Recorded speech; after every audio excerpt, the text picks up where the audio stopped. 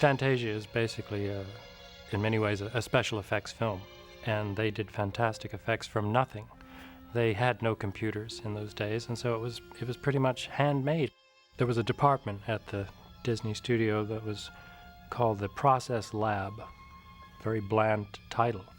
But what went on behind the doors was magic. I mean, they were just wizards, and they're the ones who created many of the effects that you see in Fantasia that dazzle you. The planets swirling through the sky in the Rite of Spring, the smoke effects, lava bubbles bursting, even the delicate snowflakes. For many, many years, the way that the special effects in Fantasia were done was a complete mystery. Now, for the first time, we can reveal to a large public how some of these secrets were done, thanks to the scrapbooks of Hermann Schultheis. Hermann Schultheis was a German immigrant and a specialist in photography who was employed at the Walt Disney Studio after the release of Snow White and the Seven Dwarfs through the completion of Fantasia. He just loved his cameras and everything that could be achieved with them. He apparently took his own camera to work just about every day. And when these shots were being set up, when they were being constructed, he would step back and snap a few photographs. So he put this all into a scrapbook. The scrapbook itself is a beautiful work of art. It had his writing, handwriting, a lot of formulas in terms of camera use and the type of films that were used, and he had film clips in there, actual, clips from Fantasia, test films, things that you'd never see. What he had is a precious treasure, because it's the only record we have of some of the effects and how they did them. It's just remarkable, because we have a vision of these scenes in the film that we see time and time again every time we watch the movie.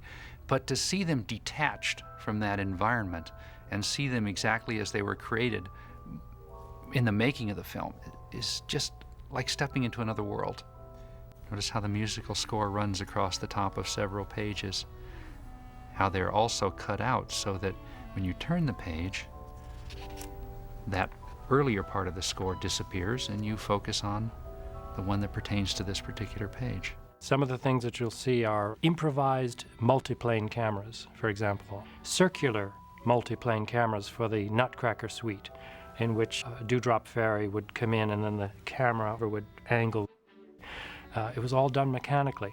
Even the delicate snowflakes coming down at the end of the Nutcracker suite, there was a mechanical process to that in which they used gears with paintings on top of them that they moved frame by frame and then put animation over that. They had tanks in which they would drop ink, and that would sort of float down and have a smoke-like effect, and then of course they would twist it upside down so it looked like the smoke was coming out of a volcano when they matted it in or double exposed it in over the animation.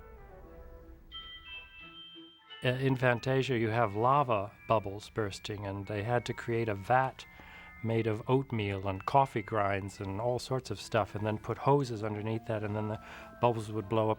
But there's all sorts of incredible effects that were very imaginatively put together by carpenters and engineers and craftspeople of all sorts. Some of these gizmos and things that they built out of wood and tin and whatever, they were quickly dismantled after it was done. They'd done their trick. Now on to the next one. The effects in Fantasia are looked upon today by even computer animators as something to aspire to. It's sort of the criteria for what special effects can be and should be.